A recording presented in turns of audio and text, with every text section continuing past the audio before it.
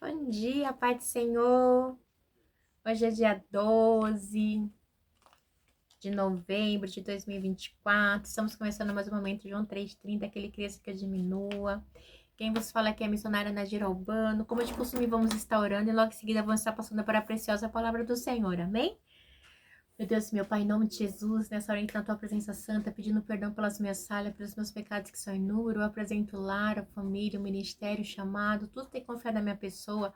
Apresento também, meu Deus, a vida desse irmão, dessa irmã que vai estar do outro lado ouvindo a ministração nessa palavra, que eu possa estar indo de encontro, guardando, curando, libertando. Se tiver alguém lutado, que eu possa estar consolando, é que eu te peço, em nome do Pai, do Filho e do Espírito Santo. Senhor, guarda as nossas criancinhas que têm sofrido tanto abuso físico, mental, emocional. Guarda aquela mulher, Pai, que tem sofrido agressão física.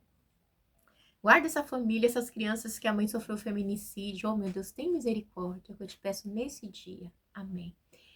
Amém? A gente vai estar meditando hoje em Atos 22, tá bom? Que diz assim: irmãos e pais, ouçam agora a minha defesa. Quando ouviram que lhe falava em aramaico, ficarem em absoluto silêncio. Então Paulo disse: sou judeu, nascido em Tarso, da Cilícia, mas criado na cidade, fui instruído rigorosamente por Gamaliel na lei de nossos antepassados, sendo tão zeloso por Deus quanto qualquer de vocês hoje. Meu Deus, meu Pai, em nome de Jesus, essa palavra que o Senhor colocou no meu coração, no momento de João 3,30, que o Senhor cresça, que eu diminua. Nessa hora, meu Deus, eu não venha falar o que eu quero, mas somente aquilo que o Senhor tem para falar aos nossos corações, em nome do Pai, do Filho e do Espírito Santo de Deus, que eu diminua, que o Senhor cresça sempre. Amém? Amém? A gente vê que Paulo, ele vem no capítulo 21 de uma guerra, tá? De uma guerra aonde milhares de judeus se converteram, muitos judeus se converteram, e a gente vê também que Deus usa o profeta Ágabo para falar que o dono daquele cinto ia padecer, né, em Jerusalém.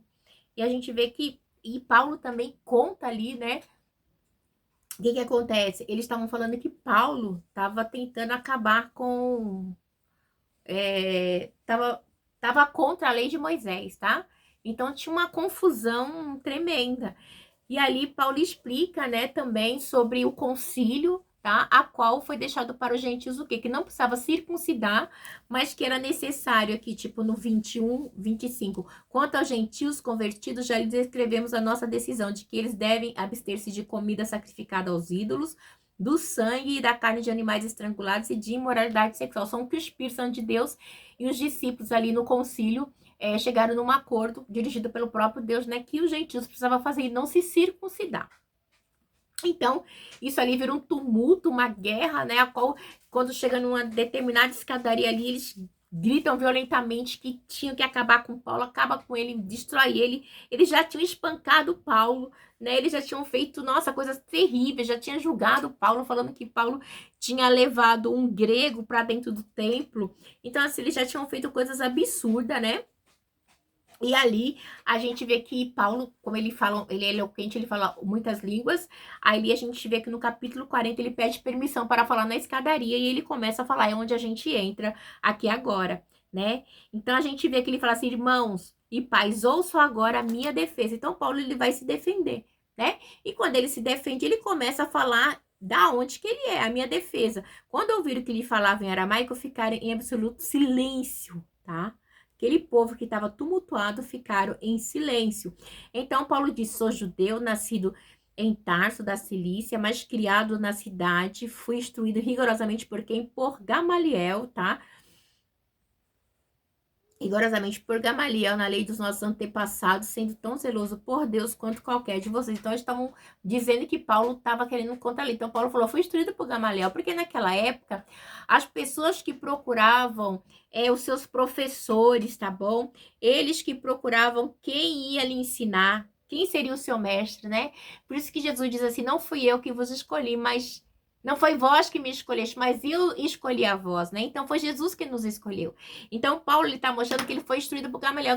Gamaliel era o professor top daquela época. Ele era o cara, ele era o professor e todo mundo queria ser instruído por ele, tá? Então, aí ele começa a contar. Perseguiu os seguidores desse caminho até a morte, prendendo tanto homens como mulheres. Oi. Eu tô, meu amor. Então, ele começa a falar que ele perseguiu as pessoas, né, que seguiam o caminho, que seguiam a palavra de Deus, lançando na prisão. E aí ele começa a relatar. E como pode testemunhar o sumo sacerdote, tendo todo o sinédrio dele, cheguei a obter carta para seus irmãos em Damasco e fui até lá a fim de trazer essas pessoas a Jerusalém como prisioneiras para serem presas. Então ele começa a relatar, né, que ele perseguia as pessoas do caminho, né? Ele começa a relatar a sua história, tá? Então, é o que acontece aqui, aquilo que Ágabo havia dito no capítulo 11, 21, versículo 11. Por volta da meia-noite, eu me aproximava de Damasco, quando de repente uma forte luz vindo do céu brilhou ao meu redor. Caí por terra e ouvi uma voz que me dizia: Saulo, Saulo, por que você está me perseguindo? Né? Então ele começou a relatar a conversão dele, como foi, tá? Então perguntei: quem és tu, Senhor? Ele respondeu: eu sou Jesus, o Nazareno, a quem você persegue. Os que me acompanhavam viram a luz, mas não entenderam a voz daquele que falava comigo. Tem coisas, igreja, que é para você, tá? Muitos vai estar do lado, Deus vai falar com você, eles não vão entender, eles podem até ouvir, na manda surda comandar, mas não vai entender, porque tem mistério que é somente comigo, é somente com você. O que é para você, o que é para mim, né? Então, assim perguntei: que devo fazer, Senhor? Disse o Senhor: levanta-te, entre em Damasco, onde lhe será dito o que você deve fazer. O que estavam comigo me levaram pela mão até Damasco, porque o resplendor da luz me deixara cego, tá? Então, ele começa a relatar a sua conversão. Um homem chamado Ananias, piedoso segundo a lei e muito respeitado por todos os judeus que ali viviam, veio ver-me e, pondo-se junto a mim, disse: irmão Saulo, recupere a visão. Naquele mesmo instante pude vê-lo. Então, Paulo, ele teve um encontro com Deus, né? Então, o relato de Paulo da sua salvação, seu testemunho, não é um testemunho qualquer, né? Manda sude como a Naira manda sai, né? Então, se Deus não tivesse aparecido para Paulo, para Saulo de Tarso, jamais ele seria Paulo. Ele continuaria sendo Saulo. Porque ele era o quê? Ele era fiel da lei. Então, ele teve que ter um encontro. Então, ele relata que é a sua conversão. Igreja, e quantas pessoas são religiosas?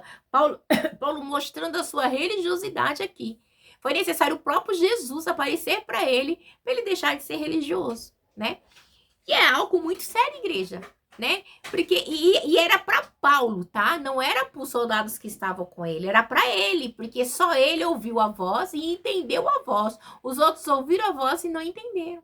Terra Anamanda, tá entendendo o mistério? Tem coisas que é para você fazer e não os outros, tá?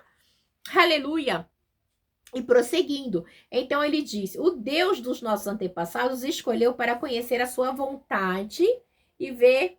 Ó, então disse no 14: então disse: o Deus dos nossos antepassados escolheu para conhecer a sua vontade e ver o justo e ouvir a palavra da sua boca. Então, assim, Deus te escolheu para pregar, Paulo, não tem jeito, tá? Você será testemunha dele e todos os homens daquilo que viu e ouviu. E agora que está esperando, levanta-se e seja batizado e leve e lave os seus pecados, invocando o nome dele. O nome de quem? De Jesus. Tá? De Jesus. Quando voltei a Jerusalém, estando eu a orar no templo, caí em êxtase e vi o Senhor me dizer: depressa, saia de Jerusalém imediatamente, pois não aceitarão seu testemunho a meu respeito. Então, ele teve um sono, tipo aquele sono assim, tipo, sabe, aquele êxtase. Eu respondi: Senhor, estes homens sabem que eu ia de uma sinagoga a outra a fim de prender e açoitar aqueles que creiam em ti, né? Olha. E quando foi derramado o sangue da tua testemunha, Estevão, eu estava lá, dando a minha aprovação e cuidando das roupas dos que o matavam. Ele contando, né, que Deus falou assim: não, esse povo não. Mesmo assim, ele ainda estava lá, né? Então o Senhor me disse: vá, eu o enviarei para longe aos gentios, né? Então, eu vou te enviar aos gentios, aleluia, né? Então aqui ele entende que o chamado dele é para os gentios, né? E não para os judeus, aleluia, né? Aleluia, glória a Deus. Então a gente vê que nesse meio aí, né? Paulo lhe diz assim no 20: quando foi derramado o sangue de tua testemunha, Estevão estava lá, dando minha aprovação, cuidando das roupas dos que matavam.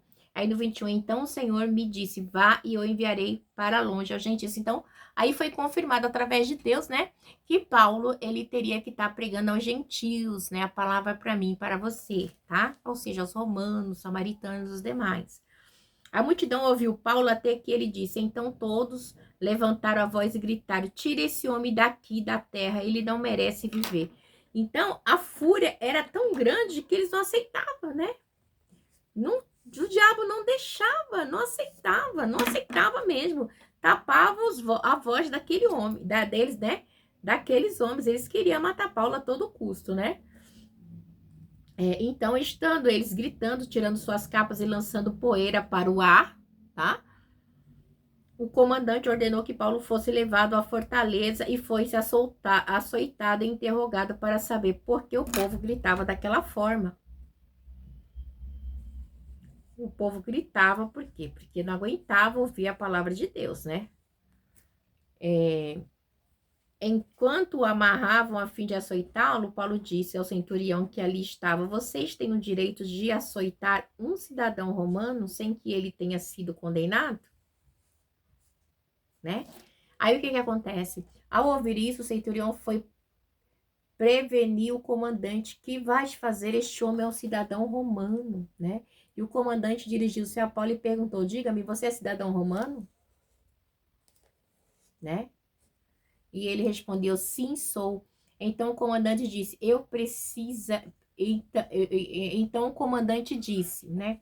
Eu precisei pagar um elevado preço por minha cidadania, respondeu Paulo. Eu a tenho por direito de nascimento, né? Então Paulo, ele era nascido, tá? Ele tinha cidadania romana também, né? Então, não podia se açoitar um romano, porque ele tinha pai romano e mãe judia, né? Então ele tinha duas cidadanias. Então, como é que eles iam açoitá-lo, né? Então ali Paulo pergunta, vocês podem açoitar? Não, tipo assim, eu não posso falar porque o povo aqui não deixa. E agora vocês querem me açoitar? Eu não tenho direito de defesa, né? Então, por quê? Paulo, ele contando, igreja, que ele cuidou das roupas ali no apedrejamento de Estevão. Quando, né, eles apedrejaram Estevão para pregar a palavra do Senhor, né? Então, e Paulo disse, eu estava lá. Então, igreja, é tão assim, Paulo estava lá quando Estevão falou assim, Senhor, eu vejo Deus, eu vejo os céus abertos, né? E Jesus sentado à direita do Pai. Então, quero crer que Paulo ouviu essa fala de Estevão, tá? Porque ele estava presente no apedrejamento de Estevão. Igreja, e Estevão, ele foi o primeiro mártir ali da história da igreja primitiva, né? E a gente vê, assim, que foi algo, assim, tão, assim, forte, né? Porque Estevão falou do evangelho, explicou, ele teve uma retórica maravilhosa, contando desde Gênesis até ali em Atos, né? Todo o percurso até a vinda de Jesus, eles não aceitaram de jeito nenhum, tá? Com a retórica que ele tinha, eles não aceitaram. Então, Estevão teve aquela retórica, tipo o Paulo aqui, né? Uma retórica e tanta falando da sua conversão. E mesmo assim, eles apedrejaram Estevão. E mesmo assim, eles queriam matar Paulo, né? Aqui no 22 diz assim, a multidão ouvia Paulo até que ele disse, então todos levantaram a voz e gritaram, tira esse homem da face da terra, ele não merece viver. Igreja, quando a pessoa começa a falar de Jesus, as pessoas incomoda, porque Cristo, ele vem para confrontar, para incomodar. Porque se você é convertido, se você serve a Deus, você não vai querer matar o seu irmão, que é a sua imagem e semelhança. Isso é coisa do diabo, né? Por isso que Jesus diz assim, vós tendes como pai o diabo, que é homicida desde o princípio. Então, assim, quem é de Deus, ele não quer a morte, ele não quer destruir, ele não tem inveja, ele não persegue. Isso é para quem não teve o encontro com o Senhor Jesus. Isso é para a pessoa que não teve o encontro do Senhor, são as pessoas dessa terra. Porque aqueles que estão caminhando para o alto, Ramanda Suda Comané, que estão caminhando para o alvo, que é Cristo, não faz esse tipo de coisa.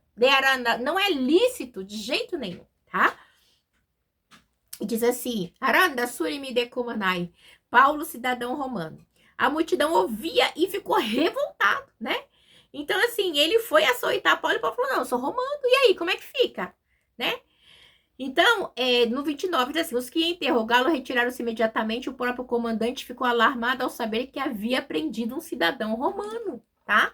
Por quê? Porque Paulo também era romano, ele tinha duas cidadanias, né?